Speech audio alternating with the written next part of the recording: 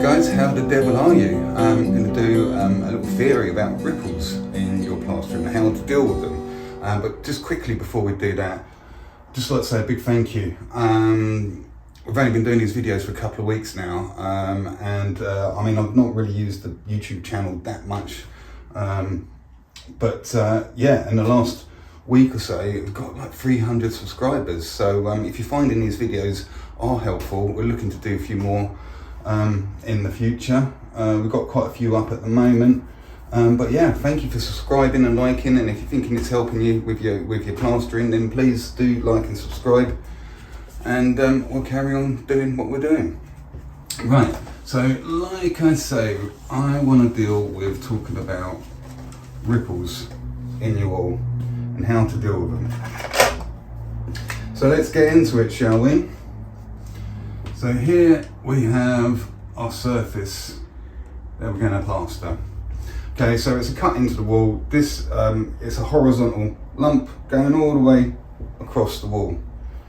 Okay, so when we put our plaster on here,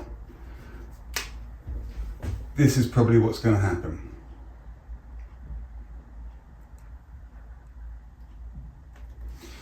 Okay, this is all full of particles. Some bigger, some smaller.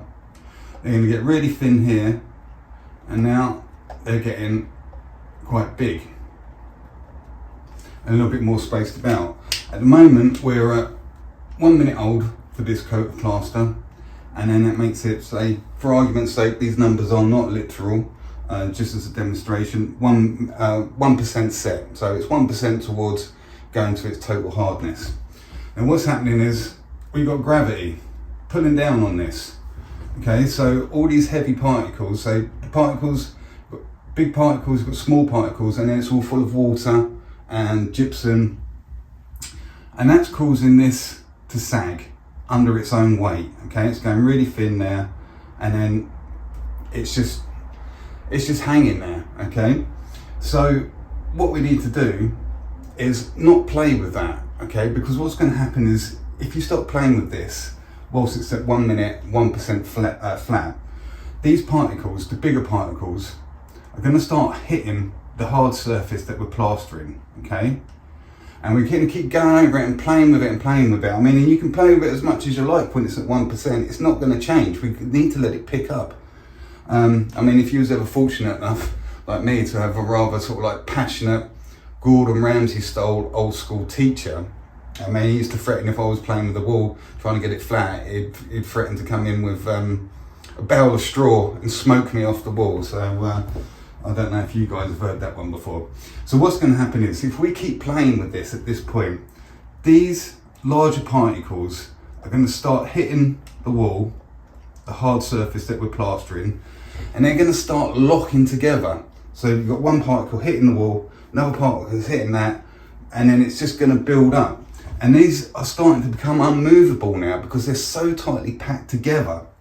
And then what's going to happen is, because these big particles get pushed, they're going to push all these tiny little particles to the surface. Okay, so you're losing the integrity of the structure of the plaster.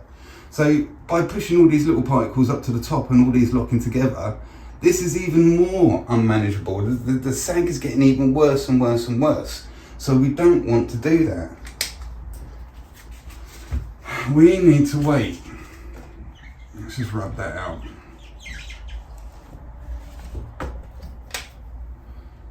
So we're going to get to 10 minutes and then 10% flat set. So we've had this going on. Now these particles are as even as they can be. Okay, now we've left it to pick up a little bit. The effect of the gravity is much less now. It's starting to hold itself together. So now we've got a chance to try and shape it a little bit. So then we'll flatten in and we'll be able to reduce it. And we'll be able to reduce it a lot more easier because the particles have stayed spaced out, okay? And we're able to tell them what to do now, rather than them doing what they want to do and locking in together. So now we've got more ability to get that a lot flatter. Okay, now depending on the severity, you know, you might need to dub it out first, but we'll get into that in a second. So now when we put our second coat on, our top laying coat, we're going to go on a lot thinner, okay, which means we've kind of ironed this out a bit, and we're putting our top coat on much more regulated. Okay, so if this is now at 20 minutes and 20% set, this is now 1 minute and 1% set. So the particles, you've got much less room for the particles to bounce around. And then all we're going to do is see that through to the end. Now you might need to put 3 coats on it, it's up to you. And of course, if you've got a horizontal lump in the wall like that, say for instance for a work surface has been taken out the wall or something, and there's a big long chase going sideways or whatever, continuing to plaster with your trowel coming downwards like this is not the way. You're going to have to take the time at one point to come across it like this, so you're easing it out, okay, and then the next, so you're going to be coming across like this just for that one section rather than up and down, which is the general movement. Okay, so let's have a look at the opposite of that. So this time we got our surface, instead of a lump, we've got a big hole in it. So there's a chase. So what's going to happen now is we apply our coat of plaster, and then this is going to happen. Again, the larger particles in here are hitting hard surface, and they're kind of trying to cascade over. Okay, we're at 1% set. This is what's happening. It's sagging under its own weight again. Just leave it alone. You can't stop plastering it, stop touching it, let it pick up. Remember it's there. You've just plastered it, you know it, you can see it. Remember it's there. You're going to have to address that. Go off and do another wall. Do something, put another wall on, whatever. Then come back to it. Then we get to our 10%, and then we're able to manipulate that a little bit better because it's holding itself. Okay, and it's completely up to you. You might need to flatten it in a couple of times, depends what it is. And then again, our top surface goes on a lot thinner, and we're able to regulate and make a nice job of it.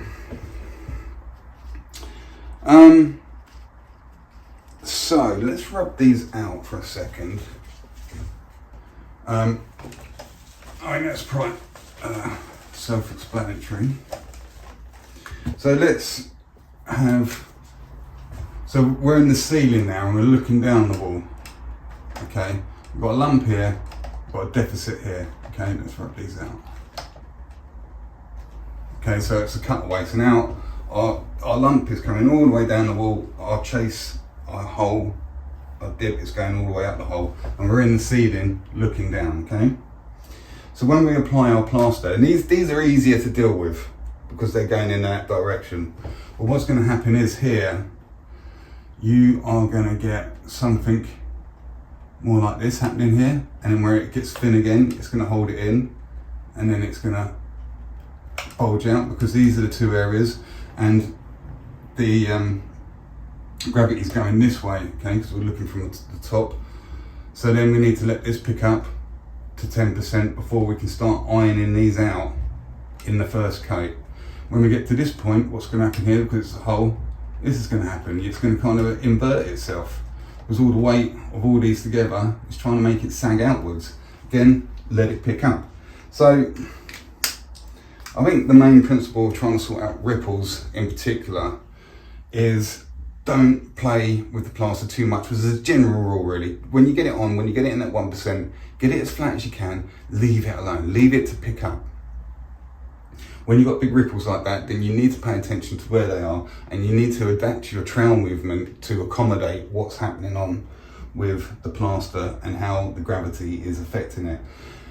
And then as you go on through the wall, you can plane it out, plane it out, and plane it out. If, for instance, you've got the time to do it and nobody's breathing down your neck to get things done, there's our hole, there's our sticky out one, and there's our hole.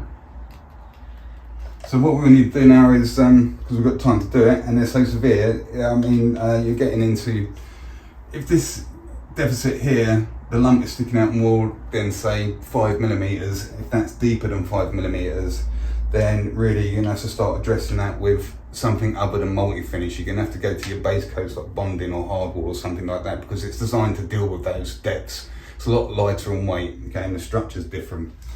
So what you'll do with your trowel, I've got a little trowel here, you'll use the length of your trowel to dub it out. So again, we've gone back to sideways, we're going this way. So with the length of your trowel, you squish the gear on, let's just draw that there, and you squish the gear on here.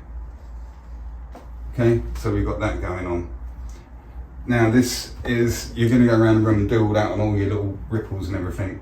So it's going to be completely reduced. So this is at, for argument's sake, hold on a minute, so the next coat we go on, you might have something a little bit more like that going on, and then when your top coat goes on, we're more controllable. This would be, say, this first coat, your dubbing out coat, let's say be 50% set, this will be 10, and then this is 1%, and obviously that stays in relation to itself all the way through to seeing it through to the end.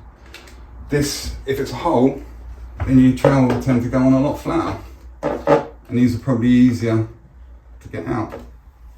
Okay, so that's what's going to happen. Probably will sag a little bit, but then again, 50, your next coat, it's not sagging now, and then your top coat goes over the top of that.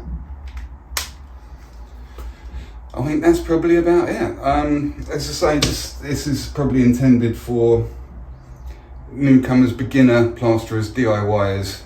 Any decent plasterer will be like all over this, and you don't really need my advice on that one. So yeah, very quick one. Thanks again very much for watching. If you did like it, please subscribe. There's a certain number of subscribers you need to get on to in YouTube, so I found out, to be able to unlock other features and stuff like that, and I'd like to be able to do that, so please do, and I will see you on the next video. Thanks very much.